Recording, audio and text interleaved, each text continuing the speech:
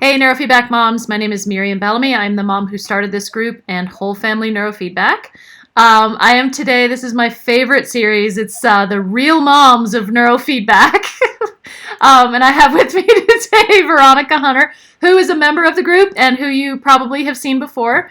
She is the mom who put together the summit ADHD. In other words, you get this diagnosis, ADHD, what now? And she put together 20 speakers, the best speakers in the world, and I was one of them. Just kidding. No, lots of very accomplished thinkers and writers about on the topic of ADHD in the family. And if you haven't, can people still get access to the summit, Veronica? Yeah, if you go to whatnowADHDsummit.com. Okay, all right. So you can still get access to those recordings, and I highly recommend it. But Veronica, in us meeting, decided to rent a neurofeedback unit, and you've been doing it for 4 weeks, 6 weeks now? How long have you had it? 7, yeah. 7 weeks, okay. So she has 4 children, as a reminder, ages 5 to 9, unless there have been some birthdays since I spoke with you last. You got it. So, well, first start, what did bring you to neurofeedback? You didn't hear about it just from me. You had heard about it before. We're thinking about it. Yeah. Actually, we had been going to a physician, like a holistic physician, right? Practice out of New York City. Okay. And they were at the point of recommending neurofeedback. And so I was at the point of looking into where do I go about doing this? And I was so excited to have found you because just thinking about the cost benefit analysis of the different options out there too, it's a great opportunity because for a fraction of going someplace, I can actually get my whole family treated, not just one of the children. So I was definitely excited about that. Nice. So tell us about your experiences. Absolutely. So it wasn't too hard to learn to figure out. It did take me 2 or 3 days though, before I kind of had the guts to start to go through the directions, I guess, and figure it out. But it just took 2 days to get used to it. And since then we've had everybody in my family do it, except my husband because he works far too much. But my son now has gotten in about 40 sessions, and then I probably have the least, sadly, at about 15 or so. Okay. So I'll tell you a little bit about. Your son is the 9-year-old, the one you're talking about?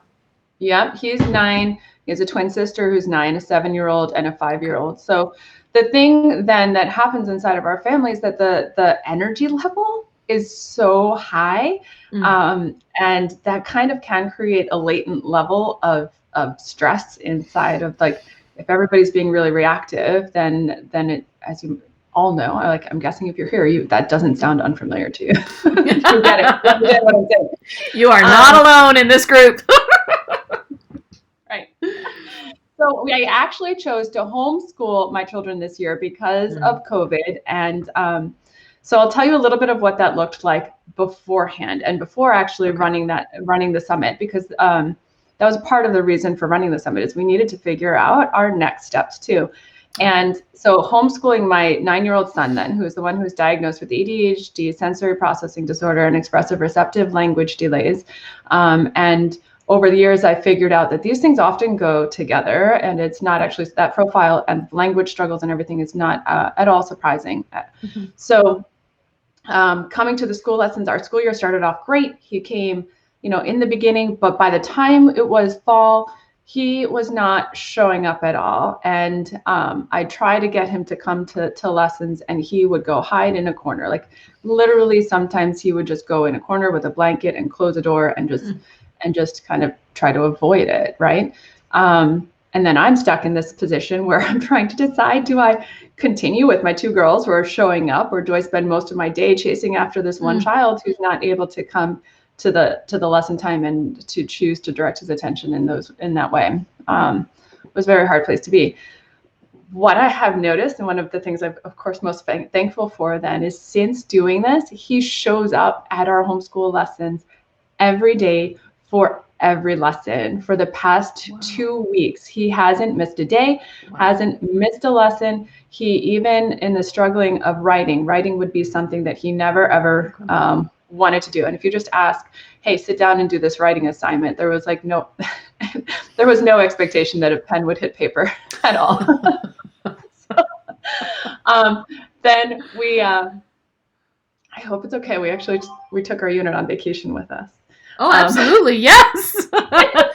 The only thing I ask is people don't check it in your luggage. Just carry it. I travel with mine all the time. Go ahead. Okay, yeah, we didn't check it in the luggage. We took it with us. Had to, carefully unload it through security. Yeah. But in doing that like while we were on vacation, then it was the first time I said, okay, do this writing assignment, this nature journal entry, and there was no resistance at all. He picked it up, he went off, and he did it, and I was like amazed. You're like in the other room, like, sweetheart, did you just see that? Yes. Can't be too excited in front of him. Right. Wow. Yeah, that has been absolutely wonderful. In addition, for him, what I've noticed is things like a decrease in resistance and a bit of that oppositional behavior that might happen, right? So if you would say, please go take out the trash, or I mean, that's just one example. There just wasn't much there. Or if there was a correction given that sensitivity too, of like starting to become really defensive, it has also diminished, right? Wow. So I think the first time he kind of walked away, not in relation to school, but something, he walked away, and I called him, and whereas before he might have pushed back and resisted and continued to walk away, he turned around and came back, and it was another, and had a conversation from there and did what I asked. And that was like another just same celebration type of moment, because it's a change, right? And I feel like I felt at the time like I wanted to share that idea, because for some families, that's just the way life is, right? That kids do that. And when that's not your experience and it becomes your experience, it's a lot of relief, right? It's so it feels in general like the cognitive level is coming. Does that make sense? Like the choice is there, and that then you can make progress, right? So yes, I'm excited about that. Nice. For myself, I mean, for the kids in general, I've had them all do it. So my younger guy, I mean, it's not the same. I think he's struggling with anxiety a little bit. Actually, no, I can share this too. He was also resistant to doing his lessons. He's a little preschooler, right? He's 5 years old. And if you asked him to go to school, he would run the other direction and scream. No joke. Same thing. And screaming. Screaming. Definitely screaming involved. But he is showing up to school now too, and he like is coming and being like, Mom, I'm gonna go to school today, because my mother does instruction with him, because I can't do 3 elementary school kids and the preschooler simultaneously. Gotcha. So yeah, excited about that for sure too. And overall, I feel like the level of that activity, that underlying base activity level has diminished. Yeah. So okay. I'm definitely excited about that. Yeah, that's pretty exciting. What would you want to talk about your girls at all? The girls have been doing it as well. Okay.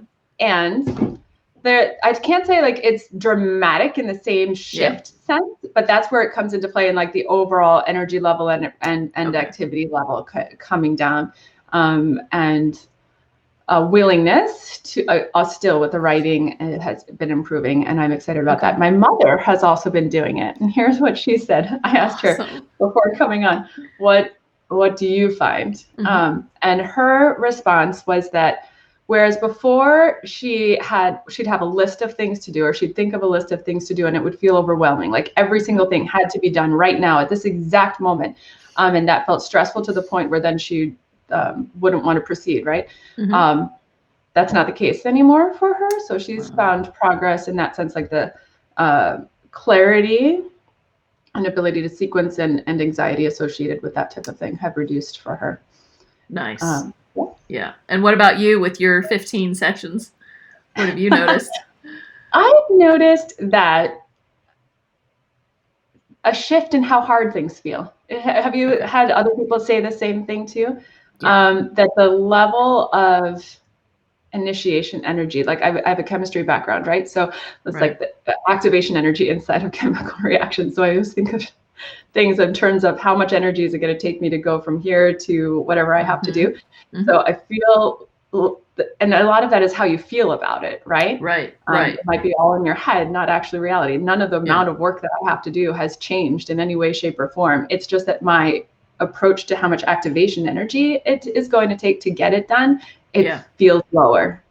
So it feels easier to do things. And as a result, then when I look forward in the future, it's not, doesn't feel as stressful, feels less anxious, feels like life is more calm. Like, yeah. Yeah, I mean, it sounds like you were able to relax on a much deeper level and keep it and sort of maintain it through a day. Something like that. Right. Yeah. Right. All right. So, well, how many more sessions are you going to get in before you have to ship it back? Well, we rented for another month because. Oh, that's right. I needed to get more in for myself. Yeah. So I'm looking forward to that. And then my plan at the moment, quite honestly, is that we'll try again a year from now. So you'll be hearing from me a year from now. Awesome. Yeah. To do another series. Well, if you had one thing to tell moms about neurofeedback, what would you want them to know? I would want people to know that one of the things that I learned through doing that virtual event, ADHD What Now, is that starting in the body is really the place to begin for things such as ADHD and anxiety. That I'm becoming more and more aware of how much of our responses are kind of ingrained neurological patterns, I guess, right?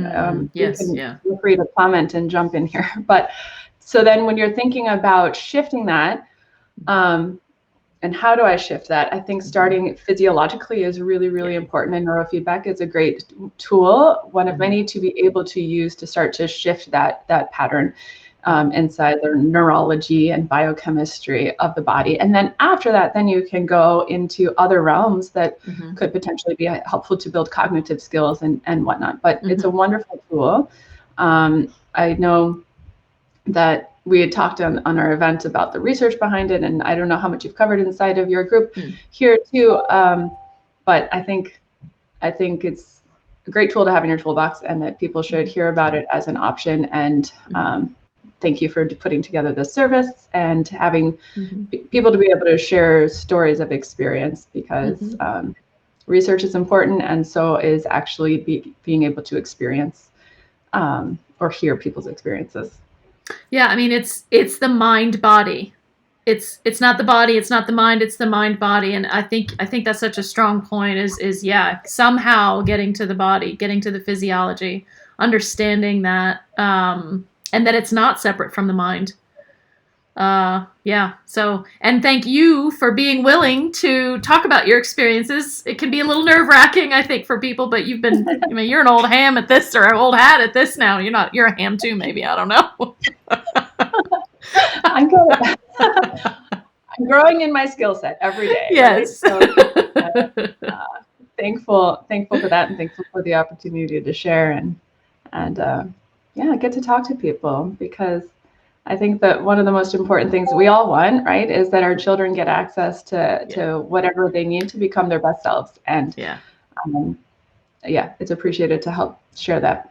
I've talked about neurofeedback as a barrier eliminator, right? It gets rid of barriers so that people can get more out of the cognitive skill building kind of therapies, and all of it.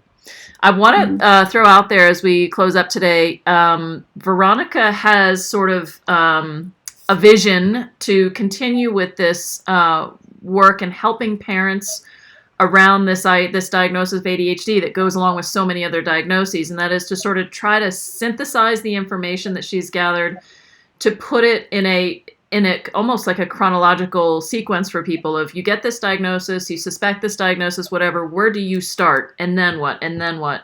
And she actually has a little presentation. I'll put a link to it in the bio. How long is it, just so people know? Oh, it's not a video presentation. It's like a free download. So if you, you go to the website actually posted right here, then you'll be able to access the download. But it has a very graphic. good. That that gives pictures, right? Yes, that'll give kind of where her thinking is right now on that. But more to come from Veronica. If you haven't joined her Facebook private group, what's the name of it again? Say it again. Child with ADHD dash what now? Okay. Yeah, it's a very active group, so lots of resources there too. So thank you, Veronica, again for doing this with us, and thank you anyone who's listening in. And we will see you next time. And thank you, Miriam. Thank you for all you do. Sure thing.